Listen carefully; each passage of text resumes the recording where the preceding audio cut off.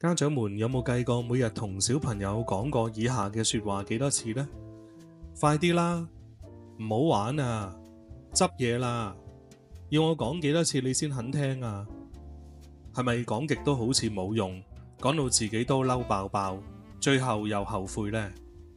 其實咁樣落去會令到我哋嘅親子溝通越嚟越困難，孩子聽唔入耳，我哋講得多，身心都疲累。咁點算好呢？其實溝通唔係要多，最緊要係要啱，係時候停一停，諗一諗點樣講先至係最有效嘅。我哋以為自己講咗教咗，但原來講咗小朋友唔一定明，教咗小朋友唔一定識。尤其係幼兒同兒童階段，佢哋對語言、語氣，甚至你個表情都好敏感。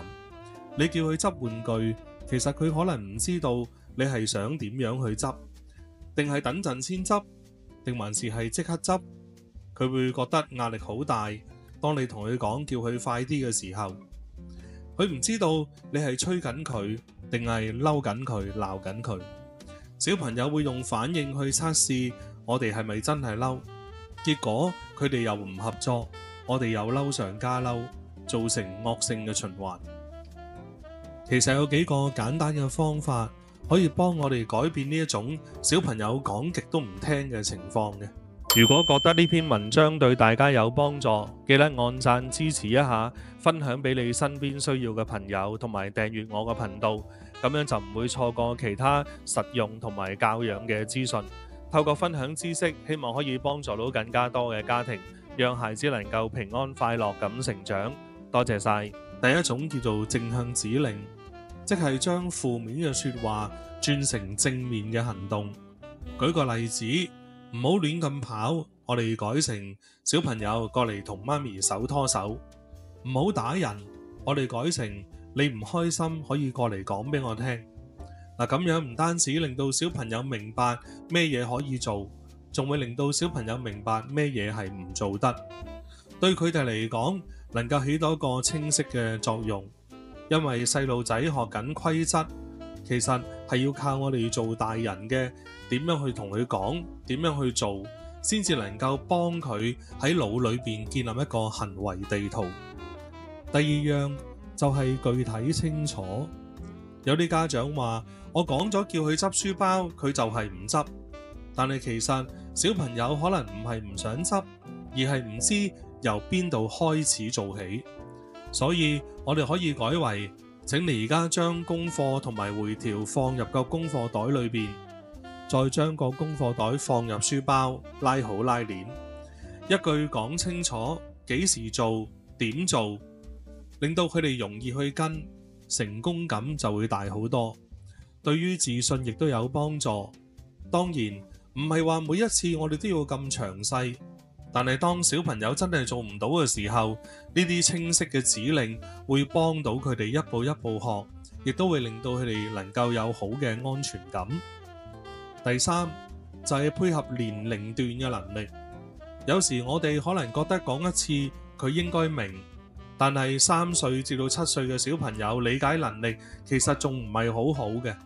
3歲可能要透過圖像加動作幫手，7歲就可以慢慢教佢點樣整理。唔同階段有唔同嘅溝通策略，唔係話佢唔聽，而係可能佢根本未做到我哋嘅要求。理解佢做唔到嘅原因，唔係等於幫佢。仲有就係我哋做大人都要明白，有時有啲事情唔係一講我哋就可以做到嘅。不論係大人定係細路仔，都需要累積經驗。家長嘅耐性同埋包容，就係孩子修正行為嘅契機。第四就係語氣同表情啦。你同小朋友講嘢嘅時候，如果你連眼都唔望佢，語氣又急又躁，佢一定會感覺唔到你係有興趣聽緊佢講嘢，或者係真係想教佢。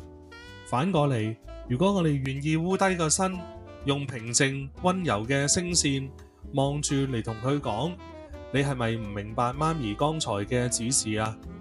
想唔想我再講一次你聽？喺呢啲時候，小朋友多數就會肯接受，因為佢哋覺得你唔係鬧緊佢，而係真係想教佢。第五就係聆聽。我哋大人有時會好心急，小朋友講緊嘢，我哋心裏邊已經諗緊點樣回應，點樣反駁，點樣去解釋。其實細路仔想要嘅唔係你嘅解釋啊，佢哋想要嘅係你要肯聽佢講嘢。所以當我哋同你講嘢嘅時候，我哋望下佢，點下頭，又或者重複佢講嘅一句話，呢啲對佢哋嚟講都係一啲良好嘅反應。呢啲嘅反應令佢知道你喺度聽緊佢講嘢，久而久之佢就肯同你講更加多嘅嘢，亦會學識點樣用語言去表達情緒，而唔係用喊、用發脾氣。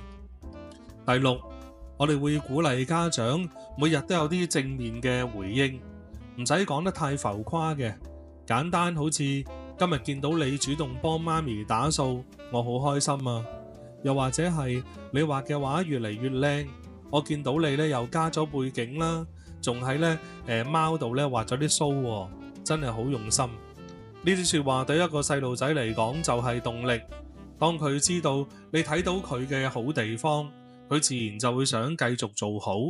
你同佢之間嘅溝通就唔再淨係停留喺指令同埋謾罵，而係進入咗另外一個互相欣賞、互相尊重嘅良性循環。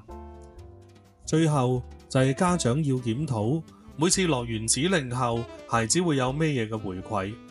例如叫孩子執書包佢唔執，最後會變成由成人代勞；又或者要家長重複10次先肯做，呢啲不當嘅教育技巧都會令到家長嘅指令變成空話。